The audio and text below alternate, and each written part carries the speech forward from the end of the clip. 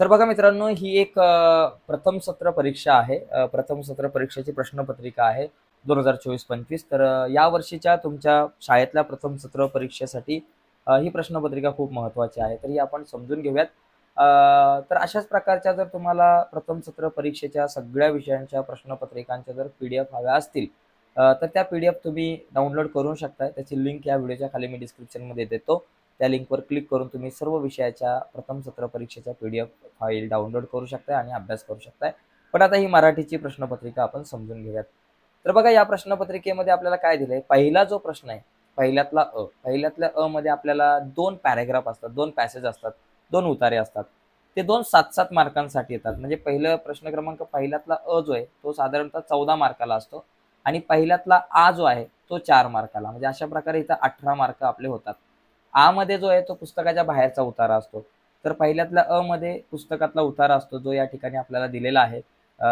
इथं तुम्हाला उत्तरे लिहायची आहेत. आता मी काही उत्तर सांगत नाही, फक्त आपण एकंदरीत बेसिक चर्चा करू. तुम्ही जरा बघून घ्या ही प्रश्नपत्रिका कशी आहे. उत्तरे लिहा. मुलांचे बैठे खेळ खेळण्याच्या जागा. तर इथं जागा ज्या आहेत त्या तुम्हाला इथं शोधायच्या आहेत. तर त्या तुम्ही इथे शोधू शकताय. ओके. बघा, कुठे कुठे ढाळजत, पडवीत, सोप्यात किंवा कुठे ढाळजत, पडवीत आणि सोप्यात हे तुमचं उत्तर येईल. तालमीतल्या लाल मातीचा उपयोग. तर इथं तो तुम्हाला शोधून लिहायचा आहे. तालमीतल्या लाल माती आणून बैल बनवण्यासाठी, कधी गोटे बनवण्यासाठी, म्हणजे बैले आणि गोटे बनवण्यासाठी इथं उत्तर तुम्हाला दिसतं.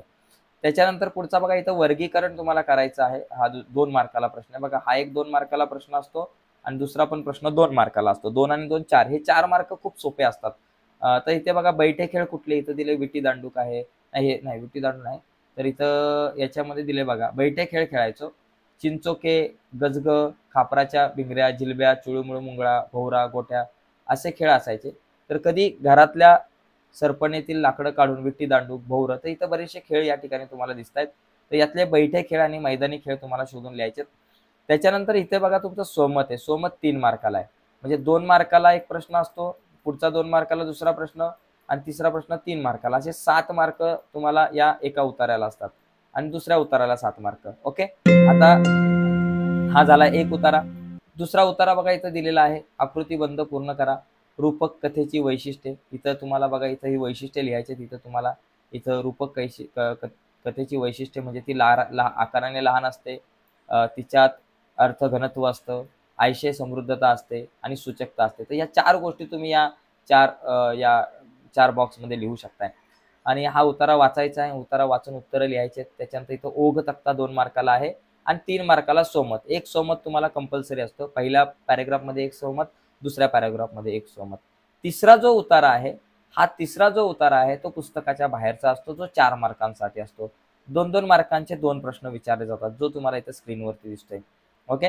आता हा वाचून दाखवत नाही मी तुम्हाला, एक प्रश्नपत्रिका फक्त सध्या शेअर करतोय. नंतर मराठी विषयावरती डिटेल्समध्ये आपण चर्चा करूयात येत्या काळामध्ये लवकरच. ओके. त्याच्यानंतर विभाग 2 जो आहे, पद्य विभाग म्हणजे कविता.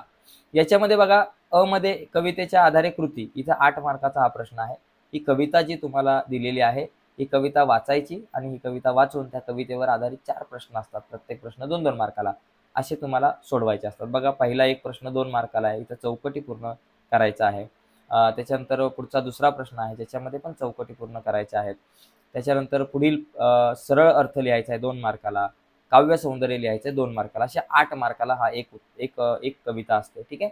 त्याच्यानंतर आ मध्ये काय असतं, तुम्हाला पुढीलपैकी कोणत्याही एका कवितेसंबंधी मुद्द्यांच्या आधारे कृती, उत्तम लक्षण आणि वस्तू. आता ही वरची जी एक कविता आहे ती सोडून तुम्हाला पुस्तकातल्या कुठल्याही 2 कविता दिल्या जाते आणि त्या 2 कवितांमधील एका कुठल्यातरी कवितेचा आपल्याला मुद्द्यांच्या आधारे कृती तुम्हाला लिहायची आहे. म्हणजे कवितेचे कवी, कवयित्री कोण आहे, विषय काय आहे, कविता आवडीची आणि न आवडीची कारणे. 4 मार्काला हा प्रश्न आहे. त्याच्यानंतर कवितेचे रसग्रहण करा, हा एक 4 मार्काला. म्हणजे अशा प्रकारे 16 मार्काला तुम्हाला हा जो पद्य विभाग असतो. त्यानंतर स्थूल वाचन जो आहे ना, तो 6 मार्काला आहे. 3 प्रश्न दिले जातील. 3 पैकी कुठलेही 2 प्रश्न सोडवायचे आहेत तुम्हाला. ठीक आहे. आता चौथा भाषा अभ्यास. याच्यामध्ये व्याकरण घटकावर कृती, ज्याच्यामध्ये समास हा घटक खूप महत्वाचा आहे. बोर्डाच्या परीक्षेचं सुद्धा स्वरूप असंच असतं. यामध्ये बघा, नरसिंह म्हणजे सिंहासारखा नर, म्हणजे हा जो समास आहे तो तुमचा आपल्याकडं कर्मधारय समास आहे. ओके. सुंठ साखर वगैरे हा द्वंद्व समास आहे. आणि तिसरा द्विगु समास असतो, ज्याच्यामध्ये पहिलं पद जे आहे ते म्हणजे त्रिलोक वगैरे अशा प्रकारचे आहे, आपण म्हणतो तो द्विगु समास. 3 समास आहेत. तिघांपैकी तुम्हाला म्हणजे 3 समासांवरती आधारित प्रश्न असतो. 2 मार्काला समास असतोय. शब्दसिद्धी खूप सोपा आहे. वान हा शब्द लावायचा. कर्तृत्वचं कर्तृत्ववान, मौल्यचं मौल्यवान, वान लावून तुम्ही पूर्ण केला 1 मार्क हातातले. प्र हा उपसर्ग लावून 2 शब्द लिहा, म्हणजे प्रकार, प्रहसन, प्रवास, प्रकल्प. त्याच्यानंतर अशा प्रकारे तुम्ही बरेचसे शब्द लिहू शकता, प्रचार वगैरे. वाक्प्रचार आहे मित्रांनो. वाक्प्रचार हा घटक खूप सोपा आहे. तुम्हाला 4 वाक्प्रचार दिले जातात, त्याच्यापैकी दोघांचे अर्थ सांगून वाक्यात उपयोग करायचे 4 मार्काला. वाक्प्रचाराची तयारी चांगली करा. पुस्तकामधल्या तुमच्या प्रकरणांवर धड्यांवर आधारितच वाक्प्रचार असणार आहेत. हा जो आहे तो भाषिक घटकांवर आधारित आहे. शब्दसंपत्ती म्हणजे शब्दसमूहासाठी एखादा शब्द लिहिणं. जसं केलेले उपकार जाणणारा त्याला आपण कृतज्ञ म्हणतो, आणि दररोज प्रसिद्ध होणारे ते दैनिक असतं. त्याच्यानंतर खालील शब्दांना समानार्थी शब्द, कंठ म्हणजे घसा, पाऊस म्हणजे वर्षा असं होऊ शकतं. खालील शब्दांचे विरुद्धार्थी शब्द, सुखावतात त्याच्या विरुद्ध दुखावतात, स्वच्छच्या विरुद्ध अस्वच्छ. एकदम सोपं आहे. आता इथं खालील शब्दातील अक्षरांपासून 2 अर्थपूर्ण शब्द तयार करायचे. तर बघा आता रानमेवा, रान आणि मेवा सोडून आता याच्यामध्ये बघा मे आणि न पकडलं की बघा या ठिकाणी रा आणि वा आणि रा पकडलं की वारा होतं, न आणि वा पकडलं की नवा होतं, वा आणि न पकडले की नाव होतं. तर अशा प्रकारचे बरेचसे शब्द इथं तुम्हाला तयार करून मिळू शकतात. पुढे लेखन नियमानुसार तुम्हाला या ठिकाणी लेखन करायचंय. पुढीलपैकी कोणतेही 4 अचूक शब्द तुम्हाला इथे निवडायचे. तर हे तुम्हाला 6 या ठिकाणी 6 प्रश्न असतील, त्यापैकी तुम्हाला 4 पैकी कुठले अचूक शब्द निवडायचे. पुनरावृत्ती पुनरावृत्ती पुनरावृत्ती यापैकी अचूक शब्द जो आहे तो तुम्हाला निवडायचा आहे. ठीक आहे, तर तो निवडून तुम्ही लिहू शकताय. पुढे विरामचिन्हे.